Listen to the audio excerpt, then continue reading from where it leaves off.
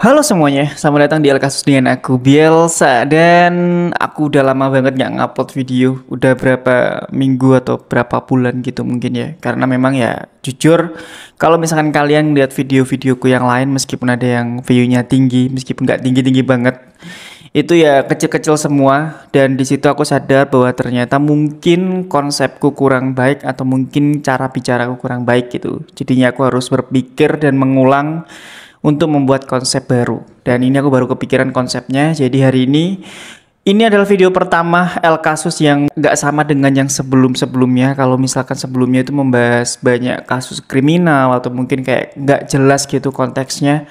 Tapi mungkin sekarang aku pengen bahas tentang sebuah investigasi atau kayak sedikit ada cerita horornya gitu ya. Dan ada teori-teori yang mungkin bisa aku taruh di cerita itu. Untuk mengawali kasus investigasi ini, jadi aku ingin bercerita tentang sebuah alas yang mana alas ini tuh terkenal banget di Jawa Timur, yaitu namanya Alas Purwo. Jadi nggak usah basa-basi lagi, biar nggak panjang-panjang banget, dan mari kita bahas.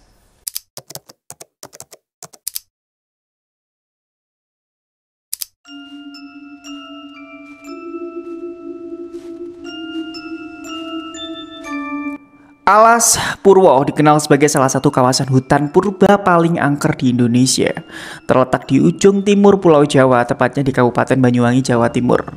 Hutan ini tuh ya merupakan bagian dari Taman Nasional Alas Purwo. Dalam budaya lokal, nama Alas Purwo sendiri tuh berarti hutan pertama atau hutan awal yang dipercaya sebagai tempat pertama kali bumi diciptakan menurut kepercayaan masyarakat setempat. Aku sendiri ya adalah orang Jember yang ya deket banget gitu ya, lumayan deket sama kotaku gitu ya.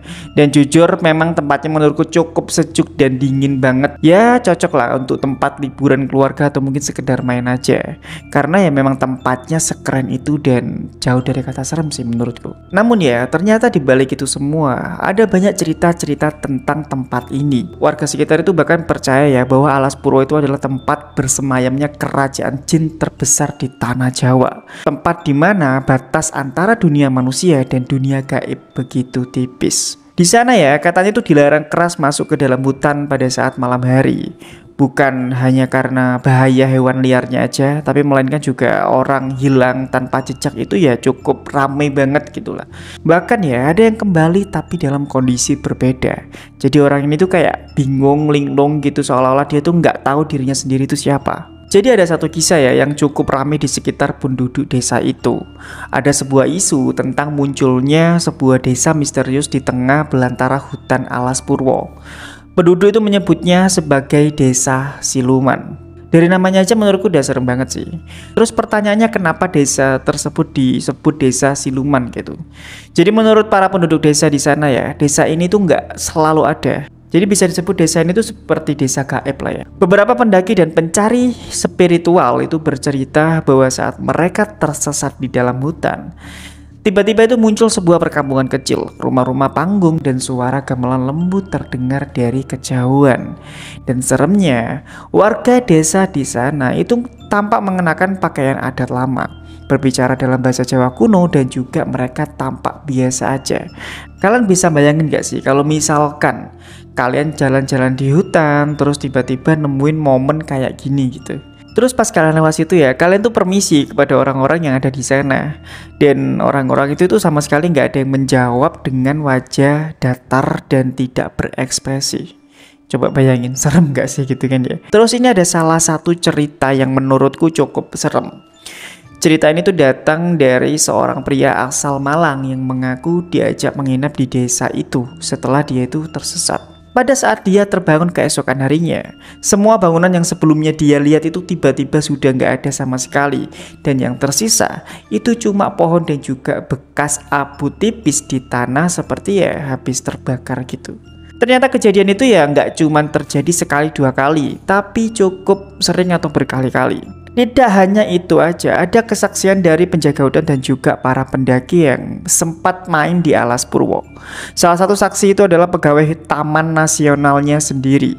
Mereka itu katanya sering melihat kilatan cahaya atau bayangan seperti sosok manusia berjalan sendiri di dalam kegelapan gitu.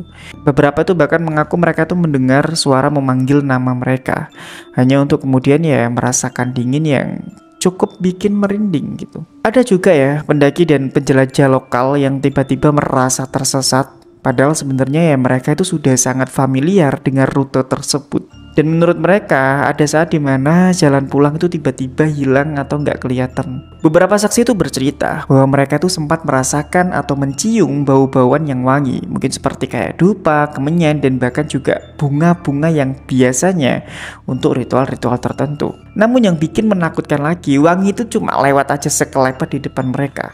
Dan yang paling cukup sering mereka itu mengalami hal-hal yang mungkin agak aneh.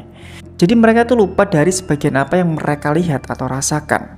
Bahkan kadang-kadang mereka tuh lupa sama namanya sendiri. Ya mungkin kayak memory lapse lah ya, karena gangguan dunia lain gitu loh. Nah, itu adalah sebagian kisah yang bisa aku ceritakan tentang Desa Siluman dan beberapa kesaksian dari para pencerita. Tapi nggak asik rasanya ya kalau misalkan kita tuh melihat dari sudut pandang gaib atau mungkin kayak mistis-mistisnya aja gitu. Kita harus adil, jadi aku punya teori yang mungkin bisa menjelaskan beberapa fenomena itu. Kalau misalnya kalian nggak setuju ya silakan kalian komentar dengan pendapat kalian sendiri. Yang pertama ada namanya teori dimensi paralel. Aku pernah sedikit membaca tapi aku lupa nama bukunya ya. Jadi intinya itu penjelasannya, dunia itu hanya salah satu dari banyak semesta, dan teori ini tuh menjelaskan bahwa orang-orang tertentu itu bisa terperosok ke dimensi lain di saat-saat tertentu juga, atau bahkan mungkin pada saat kita itu nggak menyadarinya. Tapi ya gimana menurut kalian soal teori ini gitu ya.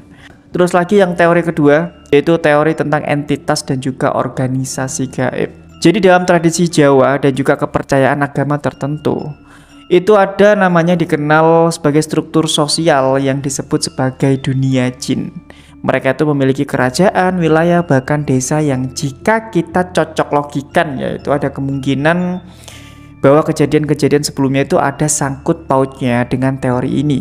Tapi ya aku nggak bisa bilang bahwa 100% itu cocok gitu kan. Selanjutnya ada teori budaya dan juga psikologi lokal. Nah, di sini tuh aku lebih setuju yang teori ini sih ya. Jadi, kejadian-kejadian yang dialami oleh para pendaki atau orang-orang yang katanya pernah melihat hal-hal gaib itu adalah sebuah sugesti, kelelahan ekstrim, dan juga bisa jadi ketakutan yang bisa memicu ilusi atau mungkin distorsi realitas. Tapi ya, mengapa banyak saksi mengalami pola yang sama? Mungkin kalian bisa menjawab. Dan terakhir itu ada ritual dan juga akses supranatural. Ini sebenarnya sering aku dengarkan dari dulu, karena cerita-cerita tentang alas Purwo itu udah nggak asing lagi bagi orang-orang yang mungkin ya wilayah Jember dan sekitarnya lah. Bahwa di alas Purwo itu ya banyak yang datang untuk sekedar melakukan ritual-ritual yang aku nggak tahu ngapain. Tapi setahu aku ada yang semedi, bertapa, bahkan mereka tuh datang dan berharap mereka dikasih kekuatan gaib gitu-gitulah. Bisa jadi desa ini tuh adalah hasil dari ritual-ritual tersebut. Tapi ya kita nggak tahu gimana menurut kalian. Selain dibalik kisah desa siluman tersebut, ada simbol-simbol yang sering muncul yang katanya seolah-olah memberi tanda bahwa ada pintu masuk ke dunia lain. Salah satu contohnya mungkin ada sebuah gapura bambu dan 2 pohon besar. Dan itu dipercaya oleh sebagian orang bahwa itu adalah portal alami. Siapapun yang melewatinya itu dipercaya bisa menembus batas dunia. Agak lain sih ini ya, tapi ya udahlah. Terus lagi ya, ada yang bilang bahwa di sana itu cukup sering terdengar suara-suara gamelan dan juga bisikan-bisikan yang cukup bisa membuat bulu kuduk kita merinding jika kita itu mendengar suara-suara gamelan tersebut.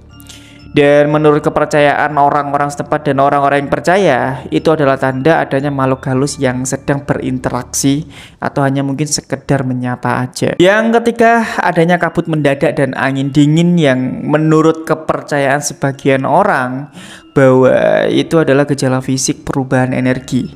Itu sering terjadi sebelum desa siluman itu terlihat. Tapi gimana menurut kalian? Terus keempat, ada wewangian dupa dan juga bunga-bunga. Ini tuh menandakan bahwa ada kehadiran entitas ritual yang sering muncul tanpa sebab. Dan yang terakhir yaitu ada gua dan juga pohon beringin sakral. Dimana hal ini tuh menandakan bahwa disitulah titik pusat energi spiritual dan tempat bertapa bagi yang mencari pintu ke dimensi lain. Dan itulah beberapa kisah dan juga cerita yang aku ambil dari beberapa pencarian di website berita. Mulai dari kearifan lokal, simbol-simbol gaib hingga teori dimensi dan kesaksian tentang desa siluman yang konon ada di Alas Purwo. Jangan di skip dulu ya, aku cuma mau menyampaikan aja bahwa di sini kalian tuh nggak harus percaya dengan semuanya itu. Aku di sini hanya menceritakan apa yang sudah ada dan sudah aku baca gitu ya. Tapi pertanyaannya adalah kalian pernah nggak sih punya pengalaman horor yang cukup membuat kalian itu trauma? Kalau misalkan kalian itu pernah merasakannya, silakan aja cerita di kolom komentar, mungkin aku nanti membacanya.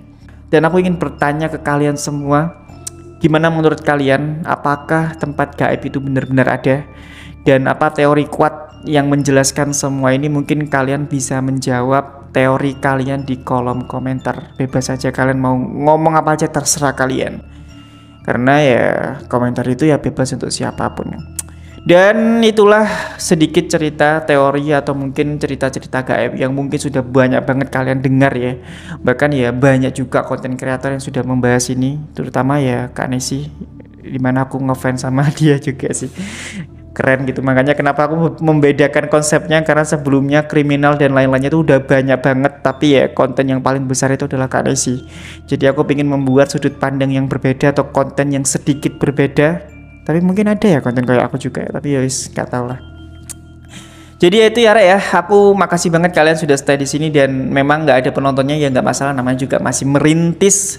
Tapi ya kita nggak ada yang tahu kedepannya seperti apa. Kalau misalkan kalian ada saran apapun, kalian punya cerita, saran apapun, silahkan kalian komentar aja. Terima kasih buat kalian sudah nonton El Kasus, dan sampai jumpa lagi di El Kasus selanjutnya. Bye bye.